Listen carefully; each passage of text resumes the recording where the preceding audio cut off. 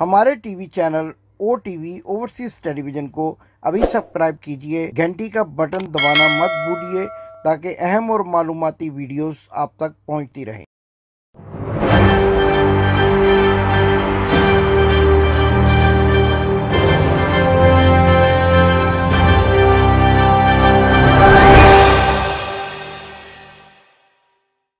बिस्मिल्लाहिर्रहमानिर्रहीम। नाज़रीन, मैं हूं आपका होस्ट इमदाद हुसैन शहजाद, लंदन से अपने व्लॉग लंदन टॉक के साथ आपकी खिदमत में एक बार फिर हाजिर हूं और अस्सलाम वालेकुम अर्ज करता हूं। नाज़रीन, सबसे पहले तमाम दुनिया में बसने वाले मुसलमानों को, ख़ास तौर पर ओवरसीज़ पाकिस्तानियों को और पाकिस्तान में बसने वाले तमाम उम्मत मुसलमा के लोगों को ईद मिलादुन नबी सल्लल्लाहु अलैहि वसल्लम मुबारक हो। आज 12 रबीउल अव्वल है और बड़ा ही मुबारक दिन है। गुज़श्ता रोज की 3-4 अहम खबरों पर आज हमने बात करनी है और एक ऐसी खबर पर बात करनी है लंदन से जो बड़ी खबर है, और जब आप मेरा प्रोग्राम देख रहे होंगे उस वक्त तक इसके बारे में भी खासी मालूमात आ चुकी होंगी। मैं कोशिश करूंगा कि एक और व्लॉग उस मौजू पर भी किया जाए, और वो मौजू है मियाँ बीमार शरीफ की प्रेस कॉन्फ्रेंस। एक अरसे के बाद मियाँ बीमार शरीफ ने यह फैसला किया है कि वो बड़ी प्रेस कॉन्फ्रेंस करेंगे। क्या बातें होंगी, क्या हो सकता है, इस पर हम उसी वक्त बात कर सकेंगे जब वो प्रेस कॉन्फ्रेंस से खिताब कर चुके होंगे। लेकिन तज़िया देना, बात के बारे में आपको बर वक्त इतला देना हम अपनी ड्यूटी समझते हैं और आज के व्लॉग में उसके बारे में भी आपको बताएंगे। लेकिन इतनी बड़ी खबर से आपको आगाह करने से पहले आपसे गुजारिश है कि अगर आपने अभी तक मेरे व्लॉग और मेरे चैनल को लाइक नहीं किया, सब्सक्राइब नहीं किया, तो घंटी का बटन दबाकर चैनल को सब्सक्राइब करें, मेरे व्लॉग्स को शेयर करें और लाइक करें और दोस्तों तक पहुंचाएं। और चैनल सब्सक्राइब करने के फायदे ये हैं कि आप तक मेरी अहम और मालूमाती वीडियोस बर वक्त पहुंच सकेंगी। तो नाज़रीन, सबसे पहले कल यानी हफ्ते के रोज क्या हुआ इस्लामाबाद में और रात गए तक क्या खबरें आती रहीं और क्या होने जा रहा है, इसके बारे में बात करते हैं। हफ्ते के रोज एक नाकाबिल जमानत वारंट जो है वो इशू किए गए राना सनाउल्लाह के। वफाकी वजीर दाखिला राना सनाउल्लाह, जो कि फिल्मी अदाकार मदर शाह और रियाज कश्मीरी की तरह फोकी बड़के मारते हैं, इतनी बड़के मारते हैं, लेकिन जब उनके वारंट गिरफ्तारी जारी हुए तो छुप कर बैठ गए, न जाने कहां चले गए। 12 किलोमीटर के टोटल वजीर दाखिला है और उसी इलाके में कहीं छुप कर गिरफ्तारी के खौफ से रुपोश हो गए। नाज़रीन, एक कानून पसंद आदमी को तो ये बताना चाहिए कि अगर मेरे खिलाफ किसी किस्म की कोई FIR है या अदालत मुझे किसी मामले में तलब कर रही है तो मैं हाजिर हूं, जहां मुझे बुलाएंगे मैं वहां आ जाऊंगा। क्योंकि वजीर आजम तक भी जो है वो अदालतों में पेश होते रहे हैं और हमेशा इमरान खान भी जो है वो जब भी अदालतों ने उन्हें बुलाया वो वहां पेश हुए और अपना मौक़िफ़ बयान किया। लेकिन राना सनाउल्लाह इस कदर डरपोक आदमी है कि नाकाबिल जमानत वारंट जारी होने के बाद एक तो छुप गया और फिर जहां पर छुपा हुआ है उसी कोने कुदरत से फिर भड़के मार रहा है। जैसे कहते हैं कि कभी कोई शराबी बंदर जो होता है वो अपने गल में घुसने के बाद अचानक बाहर निकलता है और फिर भड़के मारता है,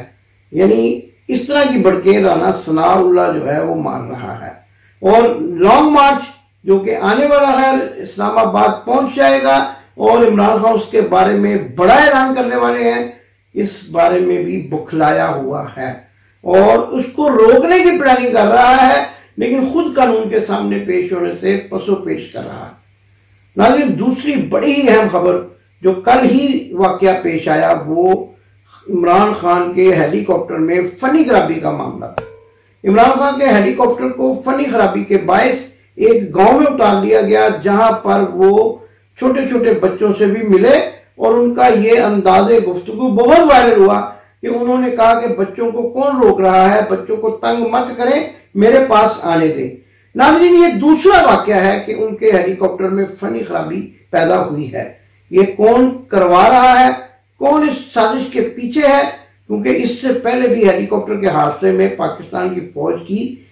कीमती जानें जो है वो ज़ाया हो चुकी हैं। और अब ये खदशा भी जाहिर किया जा रहा है कि क्या ऐसे मामला के पीछे इमरान खान के खिलाफ कोई साजिश हो रही है, क्या उनको जान से मारने का कोई मंसूबा बनाया जा रहा है। और इसके बारे में वो पहले ही कह चुके हैं कि अगर मुझे कत्ल कर दिया गया तो मैंने एक वीडियो जो है वो रिकॉर्ड करके किसी अहम जगह पर रख दी है, और जब भी कोई ऐसा वाकया हुआ तो उसको मंजर-ए-आम पर लाया जाए, ताकि मैंने जो उसमें बताया है कि मेरे कातिल कौन होंगे उनको करारे वाकई सजा दी जाए। तो क्या वाकई ही इमरान खान की जान लेने की कोशिश की जा रही है। और इसी से जुड़ा एक अहम वाकया भी हफ्ते के रोज काकूल अकेडमी में पेश आया, जिससे खिताब करते हुए army chief general Qamar Javed Bajwa ने बहुत ही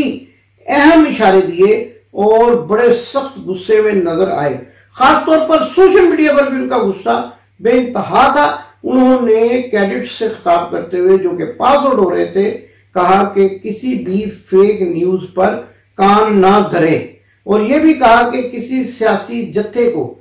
कभी भी पाकिस्तान के अमन अमान से खेलने की इजाजत नहीं दी जाएगी। अब मालूम नहीं कि जनरल कमर जावेद बाजवा जत्था किसको कह रहे हैं, क्योंकि हमारी इतला के मुताबिक पाकिस्तान में कोई भी ऐसा जत्था सरगर्म अमल नहीं है जो पाकिस्तान के इस्तेकाम को नुकसान पहुंचाना चाहता हो। हाँ, अलबत्ता पाकिस्तान की बड़ी सियासी जमातें हैं जिनमें इमरान खान की पाकिस्तान तहरीक-ए-इंसाफ भी शामिल है, और वो अपने बुनियादी हक यानी जमहूरी तरीके पर एहतजाज करने को इस्तेमाल करने के लिए इस्लामाबाद में लॉन्ग मार्च करना चाहते हैं। अब ये बड़ी मानेखेज बात है कि पाकिस्तान की आर्मी के सरबराह ने ये इशारा किसको दिया और किसको धमकियां लगाई उन बच्चों के सामने जो आने वाले दिनों में पाकिस्तान की बहादुर फौज के सपूत बनकर सामने आएंगे। 42 साल पहले आर्मी चीफ कमर जावेद बाजवा खुद भी इसी अकेडमी से फारुल तहसील हैं। उनको ये सोचना चाहिए था कि जब वो नौजवानों से खिताब कर रहे हैं तो इस किस्म की सियासी इशाराबाजी या सियासी गुफ्तगू का क्या मायने लिया जा सकता है। नाज़रीन, अपनी तरफ से तो शायद वो इमरान खान बनने की कोशिश कर रहे थे कि जिन्होंने गुज़श्ता दिनों लाहौर की जीसी यूनिवर्सिटी के तलबा से खिताब करते हुए ये पूछा था कि मुंतखब हुकूमत को किसने गिराया, तो तालिब इल्मों ने बायक आवाज जवाब दिया था, नौजवानों ने बायक आवाज जवाब दिया था, न्यूट्रल ने। लेकिन कमर जावेद बाजवा इस बात का फायदा उठा गए कि ये काकूल अकेडमी के नौजवानों की पासिंग आउट परेड थी और डिसिप्लिन उन्हें इस बात की इजाजत नहीं देता था कि वो किसी किस्म की कोई वहां पर बात करे, वरना शायद उनको इस बात का जवाब उन नौजवानों से ही मिल जाता कि पाकिस्तान में कोई सियासी ग्रोह या जत्था सरगर्म अमल है या पाकिस्तान की एक बड़ी सियासी जमात और उसका सरबराह अपने जमहूरी हक को इस्तेमाल करने के लिए लॉन्ग मार्च की तरफ जाना चाहता है। और क्यों जाना चाहता है, इस बात का जवाब भी शायद उनको उन्हीं नौजवानों से मिल जाता जिनसे वो खिताब कर रहे थे। लेकिन उनकी खुशकिस्मती कि काकूल अकेडमी के नौजवानों की तरबियत इस अंदाज से की जाती है कि वो सीनियर्स के आगे बात नहीं कर सकते, वरना वो जरूर बता देते कि इनका अपना किरदार पाकिस्तान की अवाम पर इम्पोर्टेड हुकूमत को मुसल्लत करने में क्या है और ये किस हद तक सियासी है और किस हद तक अदम पाकिस्तान के इस्तेकाम को नुकसान पहुंचाने के हिस्सेदार हैं। और इसके साथ साथ ये बात भी सामने आनी चाहिए थी कि ये कल तक तो अमेरिका में कह रहे थे कि मैं किसी सियासी जमात का हिस्सा नहीं हूं और पाकिस्तान की फौज किसी किस्म की सियासी जमात और किसी किस्म की सियासी सरगर्मी का हिस्सा नहीं बनेगी। लेकिन ऐसे नौजवानों से जो कल को पाकिस्तान की फौज में कमान संभालने के करीब भी आ सकते हैं, बल्कि कमान संभालेंगे, उनसे खिताब करते हुए इस किस्म की गुफ्तगू करना मेरे ख्याल में आर्मी चीफ को जेब नहीं देता था। धमकियां लगाना, इशारों कनायों में पाकिस्तान की सियासी जमात को और उनके सरबराह को गुस्सा करना, ये एक पाकिस्तान की बड़ी नामवर फौज और उनके सिपा सलार को ये बात जेब नहीं देती थी और ये उनको सूट नहीं करती थी। ऐसा उनको नहीं कहना चाहिए था। हालांकि सब लोगों के सामने ये बात वाज़ेह तौर पर यहाँ है कि एक फैजाबाद में जो धरना हुआ था एक मजहबी जमात का, उसको 1,000 रुपया देकर वहां से जब लोगों को उठाया गया था, तो उसके पीछे किस अदारे के बारे में लोग चैन मुहैया करते थे और किस अदारे के बारे में और उनके जर्नैलों के बारे में बात की जाती थी कि ये उनके अपने लोग हैं जिनको अब पैसे देकर यहां से वापस भेजा जा रहा है। इन हकायक के बारे में जब कोई बात करता है तो उसको गद्दारे वतन करार दे दिया जाता है। जब इनको कोई आईना दिखाकर सच बताने की कोशिश करता है, उस पर पाबंदियां लगाने की बातें की जाती हैं, लोगों को घरों से उठाने की बातें की जाती हैं, और फिर ये कहा जाता है कि अगर कोई पाकिस्तान के मुल्की इस्तेहकाम को नुकसान पहुंचाने की कोशिश करेगा तो हम उससे निपट लेंगे। अब कौन इसको जो है पाकिस्तान को नुकसान पहुंचाने की बात कर रहा है, ये तो जनरल कमर जावेद बाजवा ही बेहतर बता सकते हैं। हम तो सिर्फ इतना जानते हैं कि आने वाले दिनों में जो लॉन्ग मार्च होने जा रहा है उससे ये लोग इतना घबरा चुके हैं कि अब जो है उसका रास्ता रोकने के लिए इस किस्म की बातें करने पर मजबूर हो गए हैं। और इनके वो हवारी जिनको इन्होंने अवाम के सरों पर मुसल्लत कर दिया है और बार बार ये कहते हैं कि हम गैर सियासी हैं, लेकिन इनका सियासी किरदार सारी दुनिया के सामने है। और ये किस तरह से जो है वो इन्होंने 9 अप्रैल की रात को एक्शन किया और किस तरह से अदालतें खुलवाई और किस तरह से प्रिजन वैन्स वहां खड़ी करवाई। अगर कोई नौजवान, अगर कोई ऐसा अदारा होता जहां पर नौजवान सवाल करने का हक रखते, हक तो उनके पास है लेकिन डिसिप्लिन इस बात की इजाजत नहीं देता, तो यकीनन इनसे पूछते कि वो कौन था,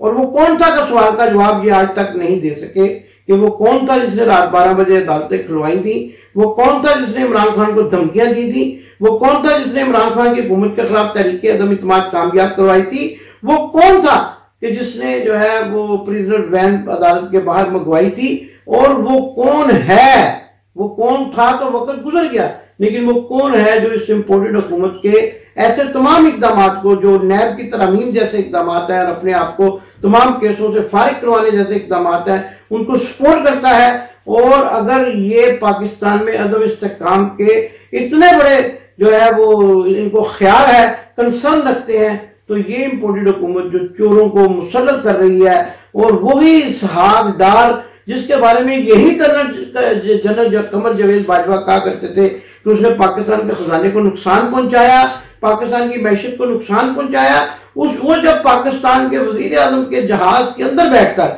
बल्कि एयरफोर्स 1 के अंदर बैठकर जब पाकिस्तान आया, वही अदालतों का मफरूर उसको रिलीफ दिया गया और 70 करोड़ रुपए की गुज़श्ता तनख्वाहें भी अदा कर दी गई। तो क्या कमर जावेद बाजवा को उस वक्त पाकिस्तान का इस्तेहकाम नजर नहीं आया? क्या पाकिस्तान के अवाम पर जो जुल्म सितम, जो गरीब अवाम पर इस किस्म की अयाशियों के जुल्म सितम ढाए जा रहे हैं, क्या इससे पाकिस्तान का इस्तेहकाम खतरे में नहीं है? लेकिन मुख्तलिफ तबसरे किए जा रहे हैं। कमर जावेद बाजवा के बारे में जुबान खोलने की जरूरत नहीं करते कोई लोग, क्योंकि इसलिए कि उनको उठवा लिया जाता है, नंगा करके मारा जाता है और फिर कहा जाता है कि हम पाकिस्तान के इस्तेहकाम के बड़े बड़े ठेकेदार हैं। नौजवानों से ये खिताब करते हुए उन्होंने जरा भर के लिए भी ये ना सोचा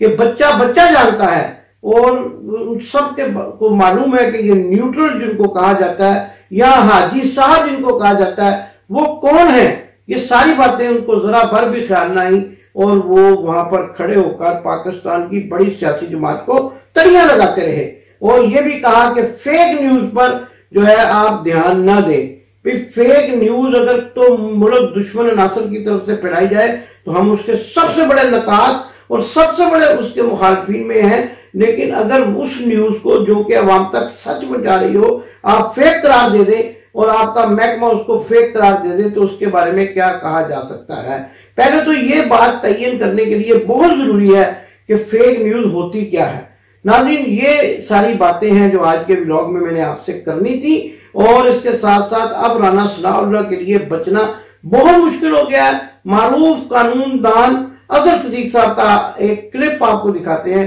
जिसमें उन्होंने कहा कि राना सनाउल्लाह को कम अज कम 10 साल की कैद हो सकती है और अगर वो काबू आ गया तो इस तरह शिकंजे में आएगा और उन मजलूमीन के तमाम जो है बददुआएं उस तक पहुंच जाएंगी जो मॉडल टाउन में कत्ल हुए, जिनके ऊपर 25 मई को 35,000 कारतूस चलाए गए और उस वक्त जनरल कमर जावेद बाजवा को भी पाकिस्तान का इस्तेहकाम खतरे में नजर नहीं आया। और इसके साथ साथ आज जब आप ये प्रोग्राम देख रहे होंगे मैं उसके फौरन बाद एक और व्लॉग करूंगा जिसमें बताऊंगा कि मियां बीमार शरीफ ने लंदन में जो बड़ी प्रेस कॉन्फ्रेंस की है उसमें क्या ऐलान किए हैं, क्या बताना चाह रहे हैं और क्या वो पाकिस्तान जाने का इरादा रखते हैं। मगर अभी तक की हमारी मुसद्दका इतलात के मुताबिक उन्होंने आज के जनरल कमर जावेद बाजवा के खिताब के बाद पाकिस्तान जाने का इरादा यकसर मुलतवी कर दिया है और वो भी राना सनाउल्लाह की तरह डरपोक होने का मुजाहरा करते हुए लंदन में ही रहने को तरजीह देंगे। लेकिन एक और बड़ी ही अहम खबर से आपको मैं कल आगाह करूंगा जिसका तल्लुक एवनफील्ड फ्लैट से है कि वहां क्या होने जा रहा है और आने वाले दिनों में मियां बीमार शरीफ कहां मुंतकिल होने वाले हैं। ये बड़ी अहम खबर है। अगर आप इससे आगाह रहना चाहते हैं तो कल का व्लॉग जरूर देखिएगा, मुकम्मल व्लॉग देखिएगा। और इसके साथ साथ आपको ये भी बताऊंगा कि पाकिस्तान में अब इमरान खान ने क्या फैसला कर लिया है और वो कब लॉन्ग मार्च का हतमी ऐलान करने वाले हैं। पाकिस्तान जिंदाबाद। आपने अभी तक हमारा चैनल सब्सक्राइब नहीं किया तो अभी सब्सक्राइब करें और बेल आइकॉन को क्लिक करके हमारी लेटेस्ट वीडियोस के बारे में अपडेट जानें।